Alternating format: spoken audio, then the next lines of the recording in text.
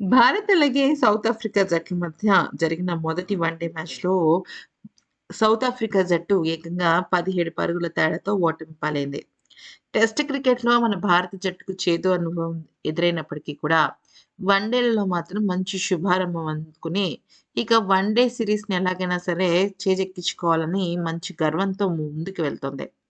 అయితే ఇక ఈ మ్యాచ్ పూర్తయిన తర్వాత వన్‌డే సౌత్ ఆఫ్రికా కెప్టెన్ అయిన ఎడెన్ మార్కరమ్ మాట్లాడుతూ ఏమన్నాడంటే, "నిజం చెప్పాలంటే గెలిచిన భారత జట్టుకి కాదు, ఓడిపోయినా సరే మాకు మా జట్టు మీద చాలా గర్వంగా ఉంది.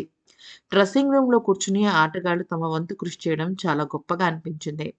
చివరి వరకు అద్భుతం చేసి గెలుపును మా వైపు తిప్పుకోగలమనే నమ్మకాన్ని మేమెప్పుడూ కోల్పోలేదు. దానికోసం ఎంతలా ప్రయత్నించామో మాకు బాగా తెలుసు. ఓటమికి ప్రధానమైన కారణం ఏంటి అంటే టాప్ ఆర్డర్ వైఫల్యం. అదే మా కొంప ముంచింది. ఛేదించే సమయంలో కొత్త బంతితో కొంత పదునును ఉంటుందని మాకు తెలుసు. అయినప్పటికీ చేజింగ్ చేయడం సరైన మార్గమని మేము భావించాం. ఒకసారి ఆ కష్టాన్ని అధిగమించిన తర్వాత మా మిడిల్ ఆర్డర్ ఎంత అద్భుతంగా ఆడగలిగారో చూసాం. 1, 2 కీలక సమయాల్లో తేడాలు వచ్చాయి.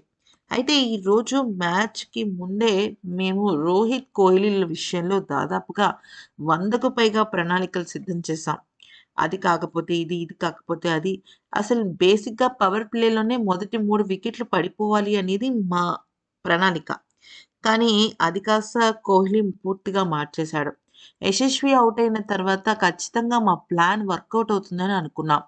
కానీ రోహిత్, కోహ్లీలిద్దరూ కలిసి మా ఆశల మీద నీళ్లు చల్లారు. మొత్తం మీద ఈ ప్రయత్నం పట్ల నేను గర్వంగా ఉన్నాను. ఇక మేము గెలుపుకు చాలా దగ్గరగా వచ్చాం. మాలోని ఒక పట్టుదలను నింపింది. ఏ జట్టైనా సరే బ్యాటింగ్ వీలైనంత లోతుగా ఆడాలని కోరుకుంటుంది. ఇక జాన్సన్, బాష్ వంటి ఆటగాళ్ళు మా కోసం అదే చేస్తున్నారు. ఇక ఈ క్రమంలో జట్టుని ఎప్పుడూ కూడా నేను నిరుత్సాహపరచను. ఖచ్చితంగా వాళ్ళు చేయాల్సిన ప్రయత్నం వాళ్ళు చేశారు. ఇక రాబోయే మ్యాచెస్ మీద మేము ఖచ్చితంగా దృష్టి పెడతాము అంటూ పేర్కొన్నాడు.